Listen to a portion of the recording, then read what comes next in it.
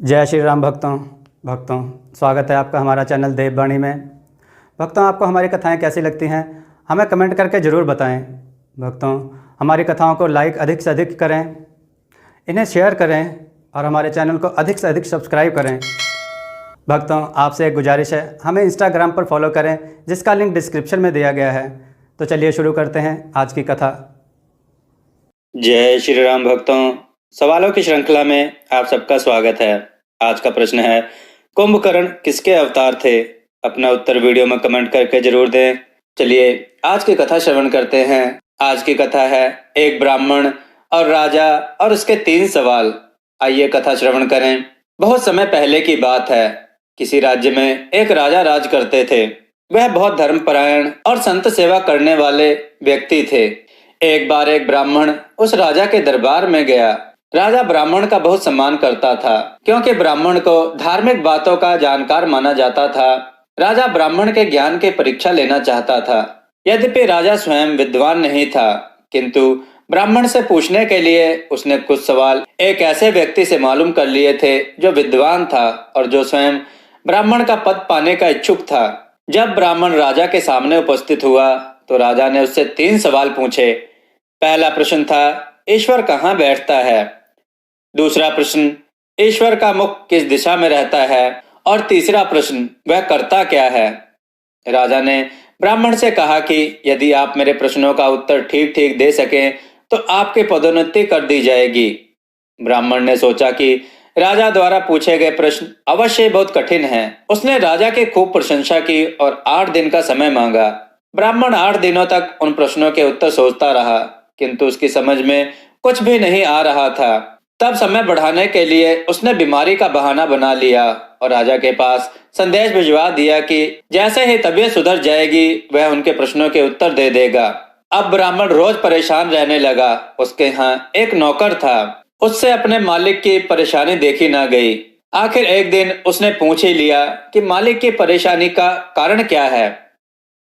ब्राह्मण ने पहले तो उसे टालना चाहा, किंतु नौकर जब उसकी परेशानी का कारण जानने की बहुत जिद करने लगा तो ब्राह्मण ने अपनी परेशानी बता दी।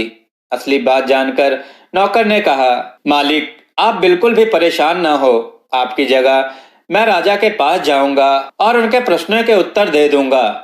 लेकिन तुम ईश्वर के बारे में कुछ जानते भी तो नहीं हो। ब्राह्मण ने आशंका जताई। ब्राह्मण के मन में भय था कि कहीं यह गलत उत्तर देगा तो इसके साथ मेरा भी वध हो जाएगा। राजा इसके साथ साथ मुझे भी मृत्यु दंड अवश्य दे देगा। नौकर ने कहा, मालिक आप चिंता ना करें। मैं साधु संतों के पास बैठता रहता हूँ और उनके उपदेशों को बहुत ध्यान से सुनता रहता हूँ। मैं राजा को संतुष्ट कर दूंगा। बड़ी हिचकिचाहट के बाद और बहुत सोच विचार करने के बाद आखिर ब्राह्मण ने उसे इजाजत दे दी। नौकर निर्भीक भाव से राजा के पास पहुंचा। उसने पहले अपना परिचय दिया, फिर ब्राह्मण के वहां ना पहुंचने का कारण बताया। उसके बाद उसने राजा से कहा, महाराज आप अपने प्रश्न पूछिए, मैं उनके उत्तर दूंगा, लेकिन बातें शुरू करने से पहले मैं आपसे कुछ कहना चाहता हूँ। क्या चाहते हो? महाराज आपके प्रश्नों के उत्तर तो मैं दे दूंगा, किंतु आपको तो मालूम ही है कि प्रश्न पूछने वाला शिष्य होता है और उत्तर देने वाला गुरु। मैं आशा करता हूं कि आप एक सच्चे और धर्म को तथा नियमों का पालन करने वाले एक सुविचारी राजा हैं। उन नियमों के अनुसार गुरु को ऊंचा आसन दिया जाता है और शिष्य को उससे नीचे बैठना पड़ता है। राजा प्रसन्न हो गया। उसने नौकर को सुंदर वस्त्र पहनाकर अपने सिंहासन पर बैठाया और स्वयं उसके पैरों के पास बैठ गया।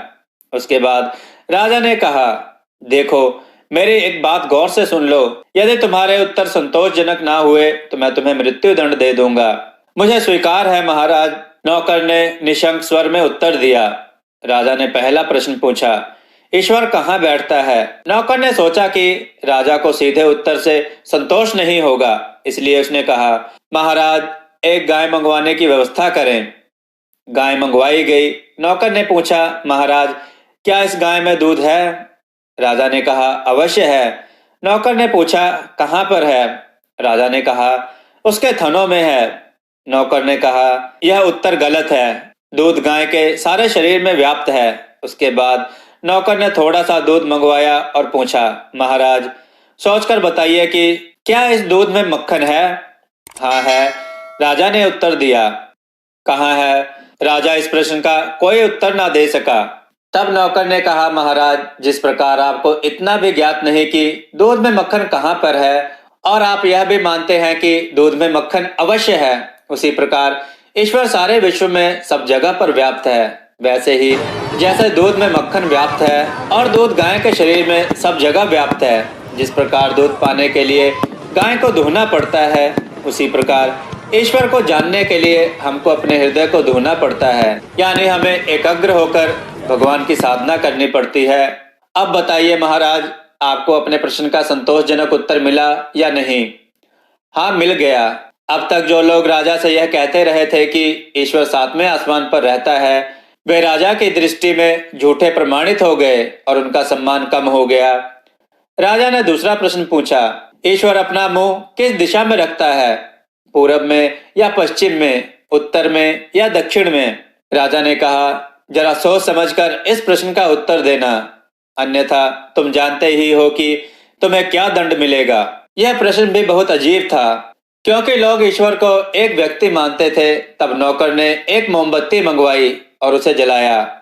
नौकर ने राजा से पूछा, महाराज, जरा बताइए कि मोमबत्ती का मुंह किस ओर है? पूरब में है या पश्चिम में, उत्तर में है या दक्षिण में? मोमबत्ती तो ऊपर की ओर है, राजा ने उत्तर दिया। अच्छी बात है, नौकर बोला, किंतु इसका प्रकाश प्रत्येक दिशा में समान है। इसी प्रकार ईश्वर भी सभी दिशाओं में समान रूप से देखता है। अब राजा ने तीसरा प्रश्न पूछा, ईश्वर करता क्या है? इस प्रश्न का उत्तर देने से पहले नौकर ने राजा से कहकर ब्राह्मण को बुलवा लिया। ब्राह्मण ने जब नौकर को राजा के सिंहासन पर बैठे देखा तो उसे बड़ा आश्चर्य हुआ।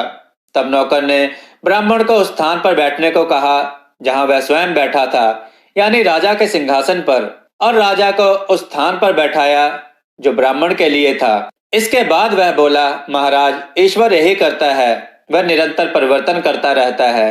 वह राजा को रंग यानी नौकर बना देता है और नौकर को राजा बना देता है। संसार में सदा यही होता रहता है। कभी किसी वंश का उत्थान होता है तो कभी किसी का पतन, कभी किसी व्यक्ति को आदर और सम्मान मिलता है और कभी किसी को। इतनी बातें बताकर नौकर चुप हो गया। राजा को भी अपने प्रश्नों के सटीक उत्तर मिल गए थे, अतः उसने प्रसन्न होकर उस नौकर को ही ब्राह्मण का पद दे दिया और उसे अपना आधा राज्य दे दिया। दोस्तों, हमने देववाणी ब्लॉग नाम का एक चैनल बनाया है, आप उस पर जाएं, उसका लिंक डिस्क्रिप्शन में भी दिया गया है, उसे क्लिक करें, उस चैनल को सब्सक्राइब करें। हम उस पर नए नए ब्लॉग बनाकर डालते रहेंगे जो आपको बहुत पसंद आएंगे।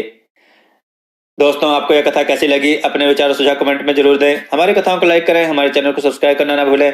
हमारी कथाओं को शेयर जरूर करें जिससे लोगों को अच्छा ज्ञान प्राप्त हो। जय श्री राम भक्तों।